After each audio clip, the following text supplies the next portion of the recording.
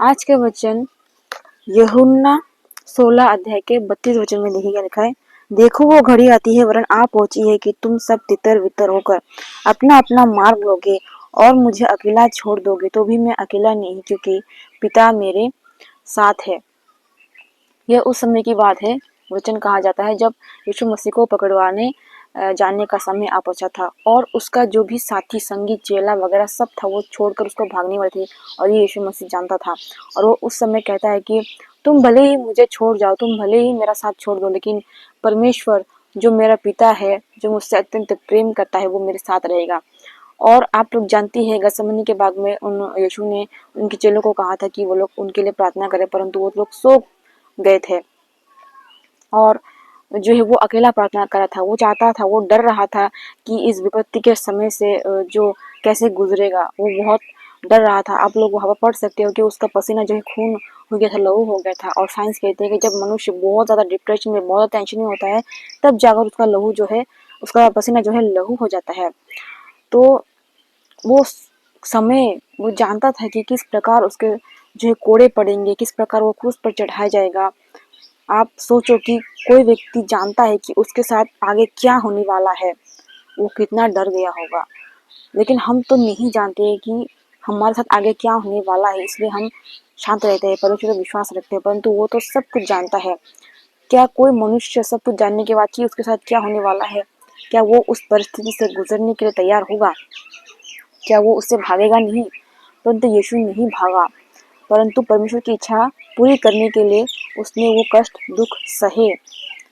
और उस कष्ट और दुख के समय में उसने लोगों की सहायता मांगी थी, लोगों का साथ मांगा था, विश्वास किया था उन पर, प्रार्थना करने के लिए कहा था, परंतु वो लोग सो गए, यीशु के लिए प्रार्थना नहीं की, उसके साथ नहीं रहे।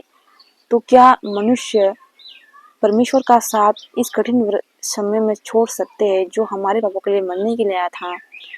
तो जो कार्य परमेश्वर हमसे करवाना चाहता है और हम जिस कठिन परिस्थिति से गुजर रहे हैं, क्या उस परिस्थिति में जो है हमारे अपने जिस पर हम भरोसा करते हैं, या फिर उनसे सहायता चाहते हैं किसी अन्य से, या फिर हम किसी और पर विश्वास करना चाहते हैं और उनसे सहायता मांग रहे हैं और वो कह रहे हैं कि मैं आपकी सहायता करूँगा, लेकिन एंड वक्त पर जहाँ पर आपको सबसे ज़्यादा ज़रूरत होती है सहायता की, वो लोग मना कर देते हैं, वो लोग उल्टा आप पर विश्वास नहीं करते और आपको उल्टा सीधा सुना देते हैं, तो उस वक्त आपको कैसा लगता है?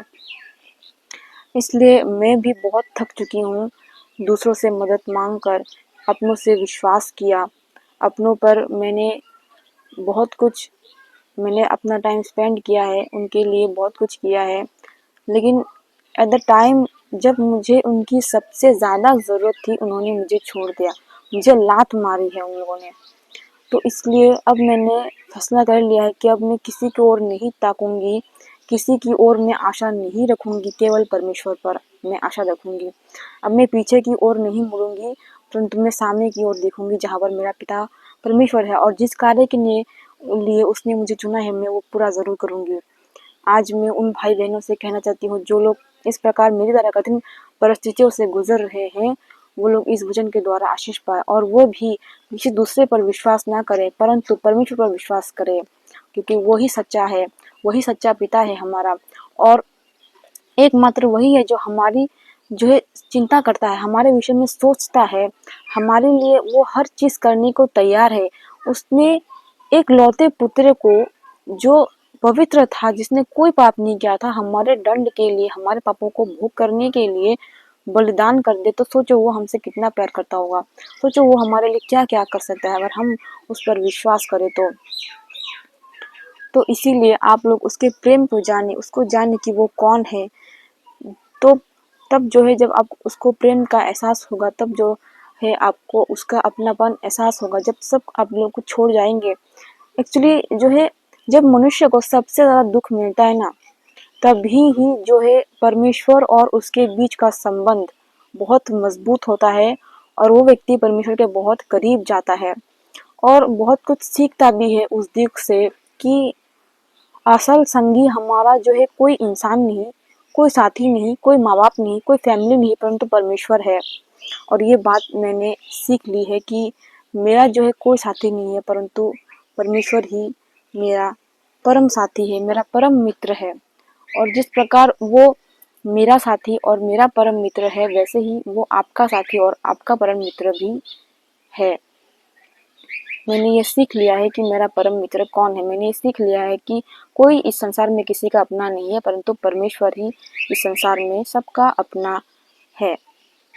आज का वचन आपको कैसा लगा कमेंट में ज़रूर बताना, और आप लोग किस तरह की सहायता मिली है कमेंट में ज़रूर बताना।